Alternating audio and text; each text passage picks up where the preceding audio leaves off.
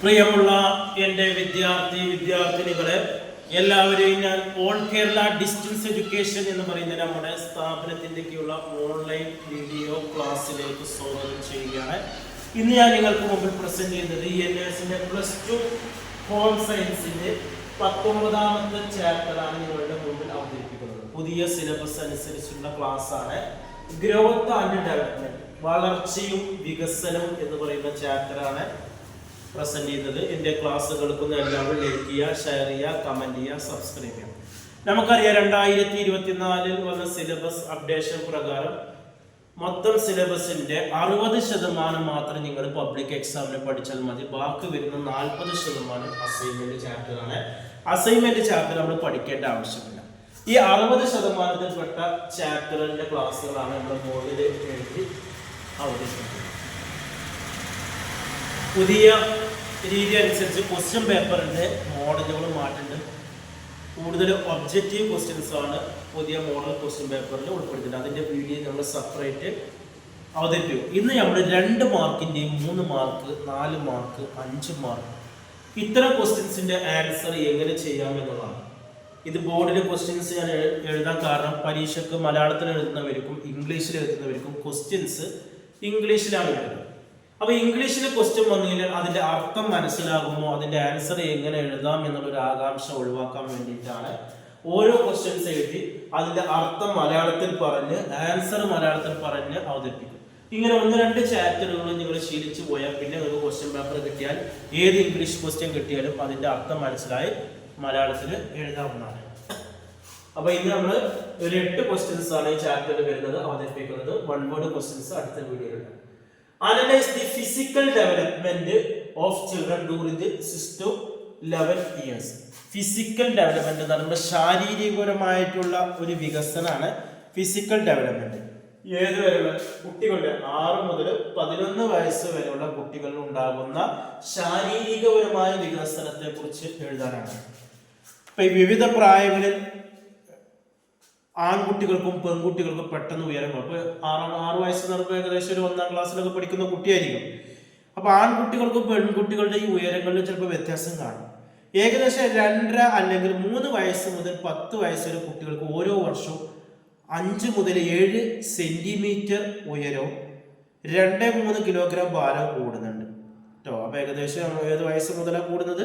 ഒരു 2-3 വയസ്സ് മുതൽ അങ്ങോട്ട് പോകും തോറും ഒരു 5 മുതൽ അല്ലെങ്കിൽ 7 സെന്റിമീറ്റർ വരെ നീളവും 2 അല്ലെങ്കിൽ 3 കിലോഗ്രാം വരെ വെയിറ്റും കൂടി വരുന്നുണ്ട്. 9-10 വയസ്സ് വരെ ആൺകുട്ടികളെക്കാൾ ചെറുതായിരുന്ന പെൺകുട്ടികൾ പലരും പെട്ടെന്ന് ഉയരാൻ കാരണം അതിന് കാരണം ആൺകുട്ടികളെക്കാൾ മുന്നേ പെൺകുട്ടികൾ വളരാൻ ആരംഭിക്കുന്നതാണ് എന്നുള്ളതാണ് പറയുന്നത്. ഇനി അതിന് രണ്ടാമത് what you mean by growth spurt, വളർച്ചാ കുതിപ്പ്. സ്പെർട്ട് എന്ന് പറഞ്ഞാൽ കുതിപ്പാണ്. എന്താണ് വളർച്ചാ കുതിപ്പ്? 11 മുതൽ 13 വയസ്സ് വരെയുള്ള കുട്ടികളുടെ ഉയരവും ഭാരവും പെട്ടെന്ന് വർദ്ധിക്കും. ഒരു 5ാം ക്ലാസ് 6ാം ക്ലാസ്സിലൊക്കെ പഠിക്കുന്ന കുട്ടി ആ സമയമൊക്കെ ആകുമ്പോൾ കുട്ടികളുടെ ഉയരവും ഭാരവും പെട്ടെന്ന് വർദ്ധിക്കും. അതൊരു പ്രത്യേക സമയത്തുള്ള ഒരു വർധനവായതുകൊണ്ടാണ് അതിന് എന്ത് പറയുന്നത്, വളർച്ച കുതിപ്പ് എന്ന പേര് അറിയപ്പെടുന്നത്. 11 വയസ്സ് മുതൽ 13 വയസ്സ് വരെയുള്ള കാലഘട്ടത്തിലാണ് വളർച്ച കുതിപ്പുണ്ടാകുന്നത്. മൂന്നാമത് analyse the features of physical development child during 6 to 11 years. Features എന്തൊക്കെയാണെന്നാണ്. 6 മുതൽ 11 വയസ്സ് വരെ ഉണ്ടാകുന്ന കുട്ടികളുടെ വളർച്ച വികാസനത്തിന്റെ പ്രത്യേകതകൾ എന്തെല്ലാമെന്നാണ്. 6 മുതൽ 8 വയസ്സ് വരെ പ്രായമുള്ള കുട്ടിയുടെ തല ശരീരത്തിന്റെ 1/6 ഭാഗമായിരിക്കും കേട്ടോ. 6 മുതൽ 8 വയസ്സ് വരെയുള്ള കുട്ടികളുടെ തല എന്ന് പറയുന്നത് മൊത്തം ശരീരത്തിന്റെ 1/6 വലിപ്പമായിരിക്കും. പ്രായപൂർത്തിയാകുമ്പോൾ അത് ശരീരത്തിന്റെ 1/8 മാറും. മറ്റൊരു വിധത്തിൽ പറഞ്ഞാൽ ശരീരത്തിന്റെ മറ്റ് ഭാഗങ്ങൾ വളരുന്നതിനനുസരിച്ച് തലയും ആനുപാതികമായി ചെറുതായി തീരുന്നുണ്ട്. മധ്യഭാഗത്തിൽ മുഴുവൻ പേശികളോടൊപ്പം മികച്ച രീതിയിലുള്ള പേശികളും വികസിക്കുന്നുണ്ട്. പിന്നെ എല്ല്, പേശി ഇതിലൊക്കെ ഉണ്ടാകുന്ന മാറ്റം എന്തൊക്കെയാണ്? ഈ 6 മുതൽ 11 വയസ്സ് വരെ ഒരു കുട്ടിക്ക് 3 വയസ്സിൽ 20 പല്ലുണ്ടാകും. എന്നാൽ മധ്യ കാലഘട്ടമാകുമ്പോൾ 28 പല്ലുണ്ടാകും. അവയെല്ലാം സ്ഥിര പല്ലുകളാണ്. മുതിർന്ന ആളാണെങ്കിൽ 32 പല്ലുണ്ടാകും. ബാല്യത്തോടെ ശരീരത്തിലെ എല്ലാ അസ്ഥികളും രൂപം കൊള്ളുന്നു. അവ ശക്തിയും വലുപ്പത്തിലും വളരുകയും ചെയ്യുന്നു. മധ്യ കുട്ടിക്കാലത്ത് അസ്ഥികൾ കരുത്താകാൻ ആവശ്യമായ കാൽസ്യം ഉണ്ട്. എല്ലാ അസ്ഥികളും കൊഴുപ്പും പേശികളും കൊണ്ട് മൂടിയിരിക്കുന്നുണ്ട്. പെൺകുട്ടികൾക്ക് എല്ലുകൾക്ക് ചുറ്റും പേശികളേക്കാൾ കൊഴുപ്പ് കൂടുതലാണ്.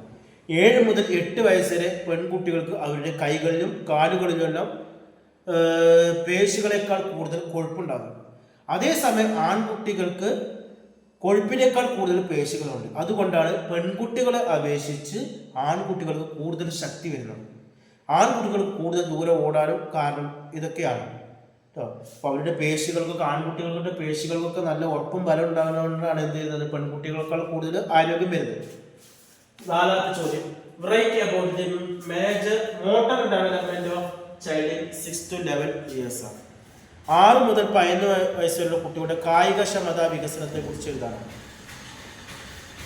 ഏകദേശം 2ാം ക്ലാസ് മുതൽ 1ാം ക്ലാസ് മുതൽ 5ാം ക്ലാസ് വരെയൊക്കെ പഠിക്കുന്ന കുട്ടികൾ, സ്കൂൾ വിട്ടിറങ്ങുന്ന കുട്ടികൾ ചിലർ ഓടുന്നത് കാണും, ചിലർ ചാടുകയും മറ്റു ചിലർ ഇടുങ്ങിയ ഇടങ്ങളിലേക്ക് കുതിക്കുകയും ചെയ്തു. ഈ എല്ലാ പ്രവർത്തനങ്ങളും കുട്ടികൾ അവരുടെ പേശികളെ വിവിധ തരം ചലനങ്ങൾക്കായി ഏകോപിക്കാൻ പഠിക്കുന്നുണ്ട്. ശരീരത്തിന് 2 തരം പേശികളുണ്ട്, വലിയ പേശിയുണ്ട്, ചെറിയ പേശികളുണ്ട്. വ്യത്യസ്ത ഭാഗങ്ങളുള്ള വിവിധ പേശികളും ഒരേ ഭാഗമുള്ള ചില പേശികളും വ്യത്യസ്ത ചലനങ്ങൾ നടത്തുകയും നിയന്ത്രിക്കുകയും ചെയ്യുന്നു. ഈ നിയന്ത്രണത്തിൽ ചില ഭാഗം യാന്ത്രികമായി നടക്കുന്നതാണ്. പേശി നിയന്ത്രണം മൂലമുള്ള ചലനത്തെ പേശികളുടെ ഏകോപനം അല്ലെങ്കിൽ മസ്കുലർ കോർഡിനേഷൻ എന്ന് പറയുന്നുണ്ട്. പേശികളുടെ ഏകോപനം 2 രീതിയിലുണ്ട്, മൃദുവായതും വലുതായതുണ്ട്. പേശികളുടെ ഏകോപനത്തെ മികച്ച പേശി ഏകോപനം എന്ന് വിളിക്കുന്നുണ്ട്. വലിയ പേശി ഏകോപനത്തെ വലിയ പേശി ഏകോപനം എന്ന പേരിൽ അറിയപ്പെടുന്നുണ്ട്. ഓടുക, ചാടുക, അതൊക്കെ വലിയ പേശി ഏകോപനമാണ്. 5ാമത്, വാട്ട് ഈസ് സെൻസിറ്റീവ് പീരിയഡ്? എന്താണ് സെൻസിറ്റീവ് കാലഘട്ടം എന്ന് പറഞ്ഞാൽ? ഒരു നിർദ്ദിഷ്ട പ്രവർത്തനം ഏറ്റവും ഫലപ്രദമായി പഠിക്കാൻ കഴിയുന്ന സമയമാണ് സെൻസിറ്റീവ് പീരിയഡ് എന്ന് പറയുന്നത്. ഒരു പ്രത്യേക പ്രവർത്തനമോ നൈപുണ്യമോ കാര്യക്ഷമമായി ഈ കാലഘട്ടത്തിൽ ശരീരം തയ്യാറാണ്. ആ പ്രവർത്തന നൈപുണ്യമോ മനസ്സിലാക്കാൻ ഈ സമയത്ത് കുട്ടികൾക്ക് പരിശീലനവും പ്രോത്സാഹനവും നൽകും. 6 മുതൽ 11 വയസ്സ് പ്രായമുള്ള കുട്ടികൾ പരമാവധി വ്യത്യസ്ത പ്രവർത്തനങ്ങൾ പഠിക്കുന്നുണ്ട്. ഉദാഹരണത്തിന് അവർ വ്യത്യസ്ത തരം ഗെയിമുകൾ കളിക്കുന്നുണ്ട്. അതായത് ഈ ഘട്ടത്തിൽ പല പേശികളും പക്വത പ്രാപിക്കുന്നുണ്ടെന്ന് മനസ്സിലാക്കാവുന്നതാണ്. 6ാമത്തെ ചോദ്യം, what happen to language in the middle childhood? മധ്യബാലഘട്ടത്തിൽ ഭാഷയിൽ എന്തെല്ലാം മാറ്റം വരുന്നുണ്ട്? മധ്യബാല്യത്തോടെ, അതായത് 6 വയസ്സ് മുതൽ 11 വയസ്സ് ഭാഷയെക്കുറിച്ചുള്ള ഒരു കുട്ടിയുടെ അടിസ്ഥാന അറിവ് പൂർത്തിയാവും. കുട്ടിക്ക് ഏകദേശം 14,000 മുതൽ 30,000 വരെ വാക്കുകൾ പരിചയമാണ്. ഭാഷ നന്നായി ഉപയോഗിക്കാനും നന്നായി ആശയവിനിമയം നടത്താനുള്ള കഴിവും ഈ പ്രായത്തിൽ വികസിക്കുന്നു. ഒരു വാക്കിന് ഒന്നിലധികം അർത്ഥമുണ്ടെന്ന് മനസ്സിലാക്കുന്നു. വാക്യങ്ങളുടെ രൂപീകരണം നന്നായി മനസ്സിലാക്കാൻ കഴിയുന്നു. 7ാമത്, socio emotional development of a middle age child. മധ്യകാല കുട്ടിയുടെ സാമൂഹിക വൈകാരിക വികാസനത്തെ കുറിച്ച് എഴുതുക. സാമൂഹിക വികാസനം എന്നാൽ സമൂഹം അംഗീകരിക്കപ്പെട്ട രീതിയിൽ പെരുമാറാൻ പഠിക്കുകയും മറ്റുള്ളവരുമായി ഒത്തുചേരാനുള്ള കഴിവ് വികസിപ്പിക്കുകയും ചെയ്യുന്നതാണ്. വൈകാരികമായ വികസനം എന്നാൽ ഒരാൾ വൈകാരിക നിയന്ത്രണം നേടുകയും അവയെ സാമൂഹികപരമായി അംഗീകരിച്ച രീതിയിൽ പ്രകടിപ്പിക്കാൻ പഠിപ്പിക്കുകയും ചെയ്യുന്നതാണ്.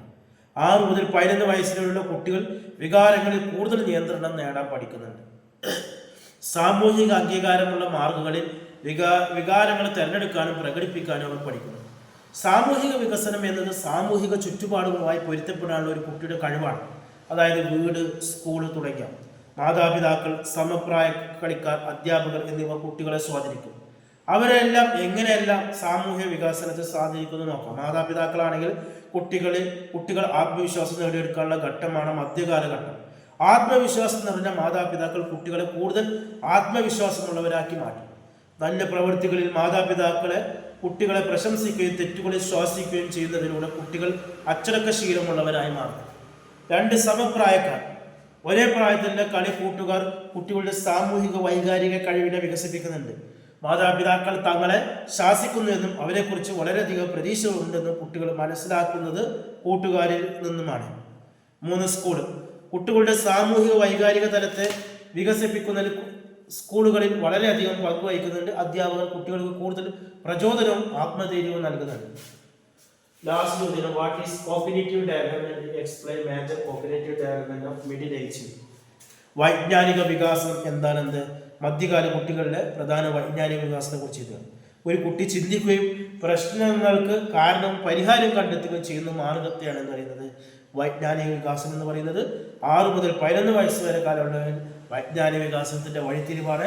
ഈ പ്രായത്തിൽ കുട്ടി കാര്യങ്ങൾ യുക്തിപരമായി ചിന്തിക്കാൻ തുടങ്ങുന്നു എന്നുള്ളതാണ് പറയുന്നത്. ഇത്രയാണ് ചെറിയൊരു ചാപ്റ്റർ. ഇതോടെ നമ്മൾ ചാപ്റ്റർ കഴിഞ്ഞു. ഇനി ഇതിൽ എന്തെങ്കിലുമൊക്കെ സംശയം ഉണ്ടെങ്കിൽ എൻ്റെ വാട്സപ്പ് നമ്പറിലേക്ക് നിങ്ങൾ മെസ്സേജ് അയച്ച് ചോദിക്കാവുന്നതാണ്. യൂണിവേഴ്സിറ്റി SSLC +2 എല്ലാ വിഷയങ്ങളുടെയും ക്ലാസ്സുകൾ നമ്മൾ പ്രൊവൈഡ് ചെയ്യുന്നുണ്ട്. അഡ്മിഷൻ സംബന്ധമായ കാര്യങ്ങൾ കോൺടാക്ട് ചെയ്യാം. ഗൈഡ് ആവശ്യമുള്ളവർക്ക് എല്ലാ വിഷയങ്ങളുടെ ഗൈഡ് കൊടുക്കുന്നുണ്ട്. ഇതിൽ വരുന്ന ഒബ്ജക്റ്റീവ് ക്വസ്റ്റ്യൻസിന് അടുത്ത വീഡിയോയിൽ അവതരിപ്പിക്കും. 1 മാസം കൊണ്ട്, 2 മാസം കൊണ്ട്, 3 മാസം കൊണ്ട്, 6 മാസം കൊണ്ട് ഇന്ത്യയിലെ മുഴുവൻ സ്റ്റേറ്റുകളിലും നമ്മൾ അഡ്മിഷൻ കൊടുക്കുന്നുണ്ട്. നിങ്ങളുടെ ജില്ലയിൽ തന്നെ പരീക്ഷ എഴുതാൻ പറ്റുന്നുണ്ട്. സ്കൂളിൽ പോയി നിങ്ങൾക്ക് അഡ്മിഷൻ എഴുതാൻ പറ്റുന്നതാണ് NIS. വീട്ടിലിരുന്ന് പരീക്ഷ എഴുതാൻ പറ്റുന്നതാണ് ബോസ് എഡ്യൂക്കേഷൻ്റെ +2. അത് നമ്മൾ നൽകുന്നുണ്ട്.